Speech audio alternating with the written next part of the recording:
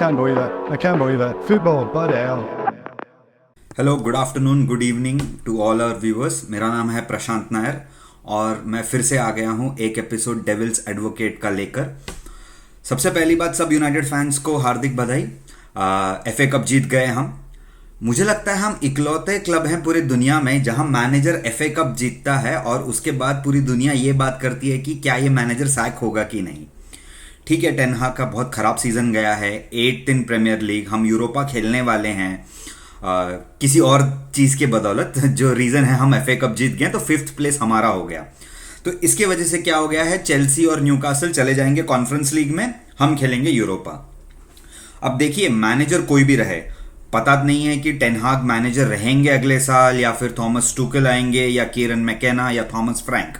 But चर्चा यही चल रही है कि यूनाइटेड बोर्ड एक रिव्यू करेगा जहां पे Jason Wilcox, Umar Berrada, hopefully Dan Ashworth आ जाएंगे तब तक, और हम रिव्यू में ये देखेंगे कि सीजन में क्या अच्छा गया, क्या बुरा गया। उसके बाद टेन हैग के फ्यूचर के बारे में बात करेंगे। बट लग तो ऐसे ही रहा है कि टेन हैग शायद चले जाएंगे।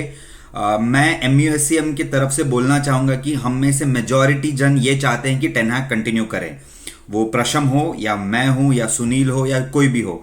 ये सीजन एक बहुत बड़ा अनोमली रहा है, इतने सारे इंजरीज।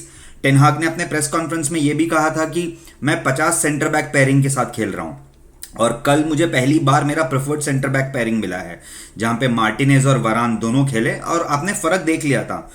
हमने एक ऐसी टीम को हराया है जो आज के तारीख में दुनिया की सबसे बेस्ट टीमों में से एक है, और हमने बहुत क्लिनिकली हराया है उनको। बहुत सारे लोग या फैंस ये भी कहते हैं कि नहीं यार बहुत घटिया खेली है। यार मुझे नहीं फर्क पड़ रहा, जैसे भी खेली है, ट्रॉफी आ गई है, वो ज़्यादा इंपॉर्टेंट है। बट ये वीडियो के थ्रू हम ये बोलना चाहेंगे कि सीजन हो गया सही है, बट अगले साल की चैलेंजेस क्या है। हम यहाँ पे अभी ट्रांसफर्स की बात नहीं करेंगे, FFP की बात नहीं करेंगे, वो तो हमारा कांस्टेंट चैलेंज रहा है। हम चलो ये पकड़ के चलते हैं कि कोई भी मैनेजर हो, शायद टेन हाग होगा, शायद थॉमस फ्रैंक होगा, या जो भी बोर्ड की डिसीजन होगी हम देख लेंगे। बट अगर टेन हाग मैनेजर हुआ तो पोटेंशियल प्रॉब्लम्स क्या क्या हैं।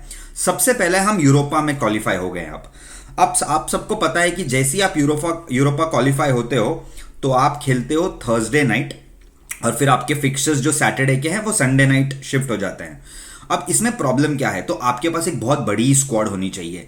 आपके पास एक ऐसी स्क्वाड होनी चाहिए जहां पे आप 11 में से कम 8-9 प्लेयर आप रेस्ट कर सकते हो।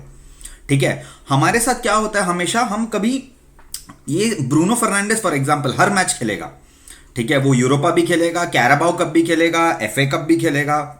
मैं यहां तक ये भी बोल दूंगा कि इंटरनेशनल फ्रेंडली में भी वो 90 मिनट खेल लेता है। ठीक है, तो हमको सबसे पहले रिप्लेसमेंट प्लेयर्स ढूंढना पड़ेगा, बट वो ट्रांसफर्स की बात है। बट इन द सेंस कि हमारे फिक्चर्स पे क्या लोड आएगा, आप जरा ध्यान से सुनिएगा इसको। सबसे पहले ये है कि इस साल यूरो होने वाले हैं।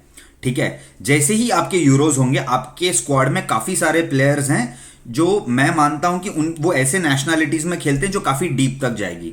जैसे मैंने कहा, थर्सडे और संडे का फिक्चर्स यूरोपा में होता है। आपका प्री सीजन चालू होने वाला है इस साल 12 जुलाई को, जहां पे यूनाइटेड जाएगी USA में।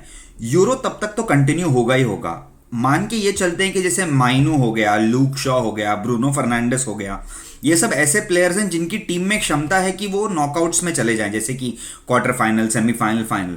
अगर इनकी टीम गई, जैसे पोर्चुगल या इंग्लैंड चली जाती है, तो ये आपके start of the pre season में अवेलेबल नहीं होंगे। आपका सीजन खत्म हुआ है कल, यानी 24 मई 25 मई को। आपके पास ब्रेक मिला है 2.5 हफ्ते का। फिर आप इंग्लैंड नेशनल टीम या पोर्चुगल नेशनल टीम या जो भी कंट्री की नेशनल टीम हो, आप उनके पार्ट होने वाले हो। अब आपका पूरा फिटनेस वापस से टेस्ट होगा।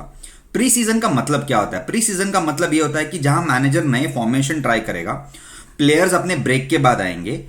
ब्रेक के बाद जैसे ही वो आते हैं, उनका पहले फिटनेस टेस्ट होता है और उनकी फिटनेस एजिलिटी को और इंप्रूव किया जाता है।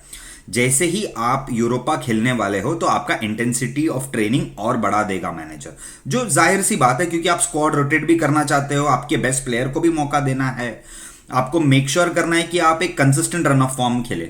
इसमें एक छोटा सा कैवियाट है, या जिसको मैं बोलूंगा कि मैं सहमत नहीं हूं यूएफए के ये डिसीजन से। चैंपियंस लीग और यूरोपा दोनों एक नए फॉर्मेट में खेले जाने वाले हैं। जो मैं आपको एक इंफॉर्मेशन दे रहा हूं जो ऑफिशियली पब्लिश्ड है, और एक स्वीडिश रैम्बल करके एक ट्विटर हैंडल है जिन्होंने पब्लिश किया, तो उसके बारे में मैं आपको थोड़ा बहुत बताऊंगा जो फॉर्मेट है नया। सो वो कहते हैं कि the new 24-25 Europa League will include 8 group games instead of 6 which will be played by the Swiss model as the new CL। इसका मतलब यह है कि मैन यूनाइटेड 8 टीम खेलने वाला है, जिसका मतलब 4 होम गेम 4 अवे गेम और टोटल ऑफ 36 टीम खेलेंगी at the end of the league. मतलब ये एक मिनी लीग हो गया, जैसे आपके पास 20 टीम की प्रीमियर लीग है, अभी 36 टीम का टोटल लीग। जैसे फुटबॉल मैनेजर जो खेलता है उनको पता होगा, 2-3 साल आप मैनेज करोगे तो यूरोपा लीग या फिर प्रीमियर लीग जैसे भी आप खेलते, चैंपियंस लीग जैसे भी खेलते हो, 36 टीम का एक लीग हो जाएगा। 18 टीम पहले क्वालिफाई हो जाएगी, फिर 9 और 18 में से प्ले ऑफ होगा, सो on and so forth. Eight the end of the day final होगा, जो भी होगा। इस 36 टीम में तो 8 जो टीम है डायरेक्टली क्वालिफाई हो जाएगी राउंड ऑफ 16 के लिए, ठीक है। और जो साइड 9th और 24th के बीच में है उनका होगा प्ले ऑफ। उसमें 9th और 24th के बीच में, उसमें से 16 टीम जो है, मतलब 16 टीम जो है वो लास्ट 16 में, 8 टीम जो है वो लास्ट 16 में चली जाएगी। इसमें क्या होगा, आपके जो फिक्सचर्स होंगे प्रीमियर लीग में, आपके प्रीमियर लीग फिक्सचर्स के बीच में यूरोपा होता है, उसके बीच में कैराबाओ होगा, FA कप होगा, तो लिटरली आपके पास 1.5 दिन का ब्रेक मिलने वाला है। आप ज्यादा ट्रैवल नहीं कर पाओगे अवे। अगर आप अवे ट्रैवल कर रहे हो तो मैनेजर को बहुत सारा स्क्वाड चेंज करना पड़ेगा। अगर कोई मैनेजर ने एक ही स्क्वाड कंटिन्यूस खिलाएगा तो फटीग का प्रॉब्लम आएगा। दूसरा सबसे बड़ा प्रॉब्लम है इंजरी कंसर्न्स। अब यूनाइटेड की मैं बात करता हूं, ठीक है। जैसे हमारा सीजन गया है, हमारे पास एक फिट सेंटर बैक नहीं था। हमने जॉनी एवेंस को साइन किया था, भाई तू आके ट्रेन कर ले, तुझे नया क्लब मिल जाएगा, हम एक कॉन्ट्रैक्ट देंगे तुझे 1 साल का, अगर तुझे मिल जाए तो ठीक है, नहीं तो फिर तू फ्री एजेंट है। उसने 22 गेम खेले इस साल, मतलब आपका 6-7 चॉइस ऑफ सेंटर बैक था वो। अब आप सोचिए, हैरी मैग्वायर इंजर्ड था, लिसेंड्रो मार्टिनेज ऑलमोस्ट पूरा साल ही इंजर्ड था, वरान यहां वहां इंजर हो गया, लिंडलॉफ भी दिसंबर जैन से इंजर हो गया है। आपके पास लेफ्ट बैक नहीं है, डिएगो डालो लेफ्ट बैक खेला है, एरन वैन बिसाका इंजरी से आया था, फिर वो राइट बैक खेला। अगर आप ऐसे फॉर्मेट में यूरोपा खेलोगे तो आपको ऑलमोस्ट हर पोजीशन में 2 से 3 बैकअप चाहिए होगा।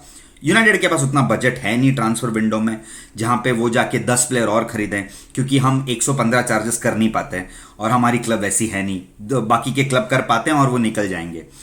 जब मैंने स्टार्ट ऑफ द वीडियो में कहा था आपके पास एक यूरो का भी प्रॉब्लम है, अब ये यूरो के बारे में मैं बोलता हूं क्या होगा।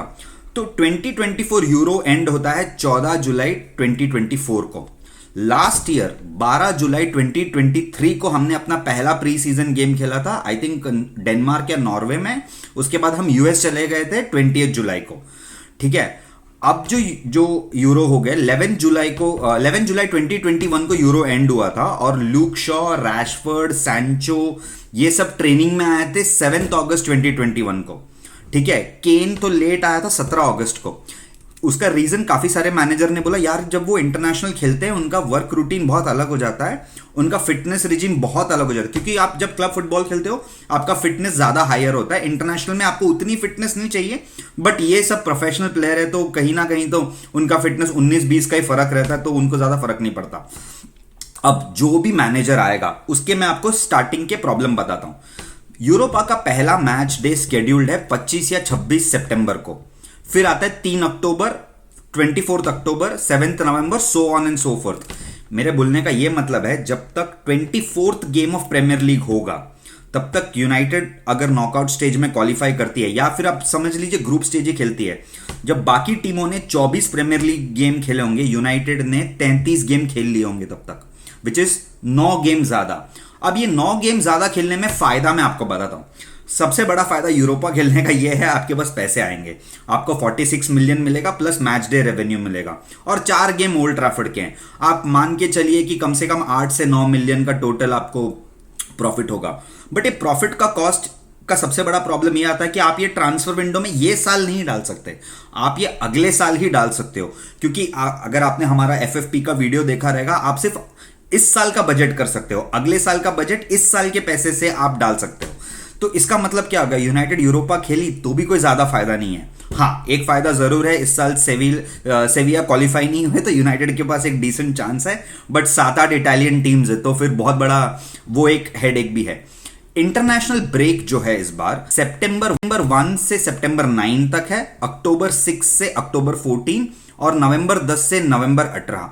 इसका मतलब यह है जब बाकी टीम्स हफ्ते में एक गेम खेलेगी, यूनाइटेड उसी टाइम हफ्ते में ऑलमोस्ट 2 से 3 गेम खेलेगी। अब आप सोचोगे कैसे? 2 से 3 गेम इसलिए, एक आपका रेगुलर प्रीमियर लीग गेम जो मान के चलते संडे को होगा, अगर कप फिक्सचर उस बीच में हो गया तो यूनाइटेड ट्यूसडे नाइट भी खेलेगी, सिंस होम गेम है यूरोपा का उस टाइम पे, जैसे भी स्केड्यूल होगा आई एम श्योर वैसे ही वो लोग अरेंज करेंगे। तो यूनाइटेड ट्यूसडे खेलेगी, थर्सडे खेलेगी और संडे खेलेगी। वापस संडे खेलने के बाद वापस आपके पास एक साइकिल आ जाता है ट्यूसडे का, जो हमारा सबसे बिजी पीरियड हुआ करता था जैन फेब में, वो स्टार्ट ऑफ द सीजन ही आएगा। अब आप ये भी सोच सकते हैं कि अगर कोई नया साइनिंग आया वो एडजस्ट कर ही नहीं पाएगा, क्योंकि 3 गेम बैक टू बैक आ रहा है। तो फॉर एग्जांपल आप सोच लीजिए रास्मस हॉयलैंड एक नया साइनिंग हो गया अगले साल के लिए, जो इस साल ऑलरेडी खेल चुका है, वो तब तक अपना फिटनेस रीगेन ही नहीं कर पाएगा, क्योंकि हर गेम में वो 70-80 मिनट खेल ही रहा है। तो आपके प्लेयर फटीग का सबसे बड़ा प्रॉब्लम है। अब इसमें एक इंपॉर्टेंट बात यह है कि इनका जो नॉकआउट का प्लेऑफ है वो 13 और 20 फरवरी 2025 को मतलब स्केड्यूल किया गया, और फाइनल है 21 मई 2025। मतलब आप इसका इंपैक्ट इतना ज्यादा है कि एक मैनेजर अपना स्क्वाड बिना रोटेट किए कभी वो टीम ही नहीं बना पाएगा। हमने ये तो जरूर देखा है कि एरिक टेन हाग रोटेशन प्रेफर नहीं करता। मतलब मेरा सबसे बड़ा मतलब hatred point towards Erik ten हाग यही है, और मैं काफी प्लेटफॉर्म में ये बोल चुका हूं कि यार बहुत जिद्दी मैनेजर है वो ब्रूनो फर्नांडिस को हर गेम 90 मिनट खिलाएगा ही खिलाएगा। अगर वो फाइनल भी जीत रहा हो, 3-0 भी जीत रहा हो, मतलब 2-1 हारा तो ऑब्वियसली खिलाते रहेगा, बट वो कभी रेस्ट नहीं देगा। तो अगला जो भी यूनाइटेड का मैनेजर हो, मेरे हिसाब से तो टेन हाग ही होना चाहिए, बट सबसे इंपॉर्टेंट पार्ट ये होना चाहिए कि वो स्क्वाड रोटेट कर पाए, टैक्टिकल फ्लेक्सिबिलिटी हो। हमने एरिक टेन हाग में जरूर देखा कि टैक्टिकल फ्लेक्सिबिलिटी कम है बट इफेक्टिव है। जैसे मैन सिटी को उसने एक फॉल्स 9 लेकर हराया, रास्मस हॉयलैंड बेंच से आए।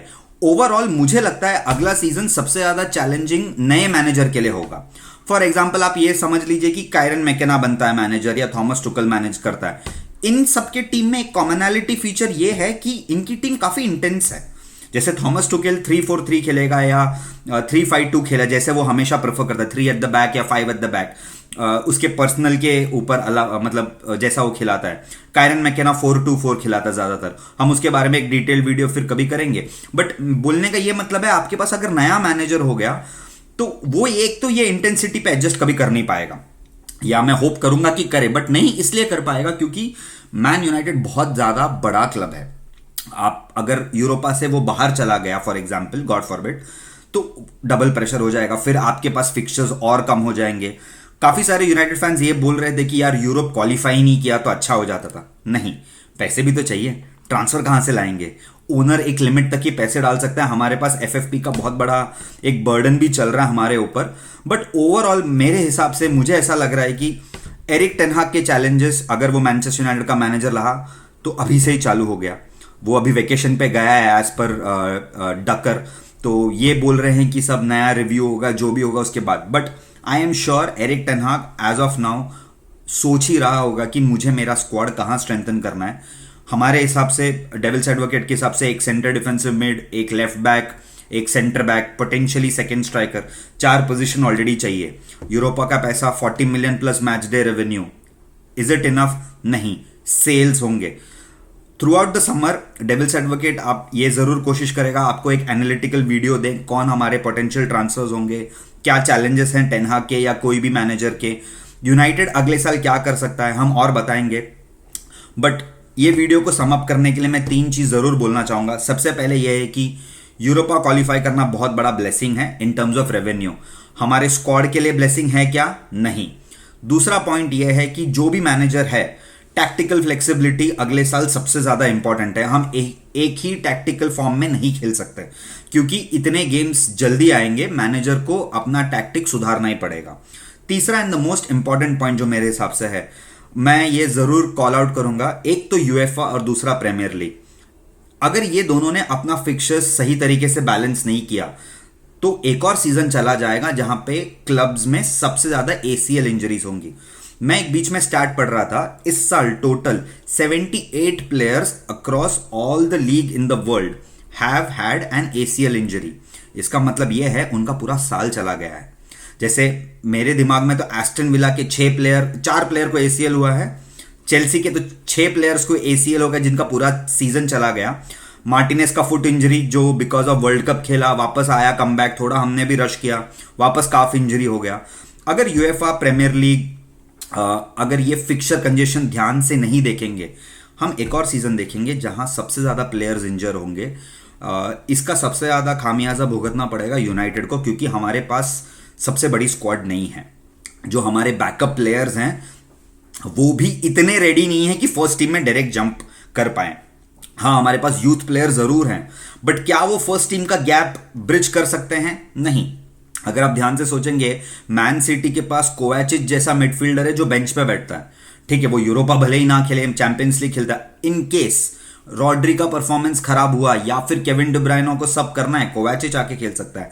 मैथ्यू नूनेज उनके बेंच पे बैठा है, तो जैसा चाहिए वो अपना फॉर्मेशन या फिर प्लेयर चेंज कर सकते हैं। यूनाइटेड के पास इतनी बड़ी बेंच भी नहीं है। तो नेक्स्ट सीजन जो भी मैनेजर यूनाइटेड का होगा या एरिक टेन हाग रहे, सबसे बड़ा चैलेंज यही है कि वो यूरोपा के साथ अपना फिक्चर्स कैसे मैनेज करता है, अपना टीम कैसे मैनेज करता है, और अगले साल टैक्टिक्स और मैन मैनेजमेंट का सबसे बड़ा खेल होने वाला है। यह है आज का वीडियो। आप जरूर चैनल को लाइक करें, सब्सक्राइब करें और शेयर करें ये वीडियो अगर आपको अच्छा लगे, और आपको इसके बारे में कोई कमेंट्स है जरूर कमेंट करें। Thank you.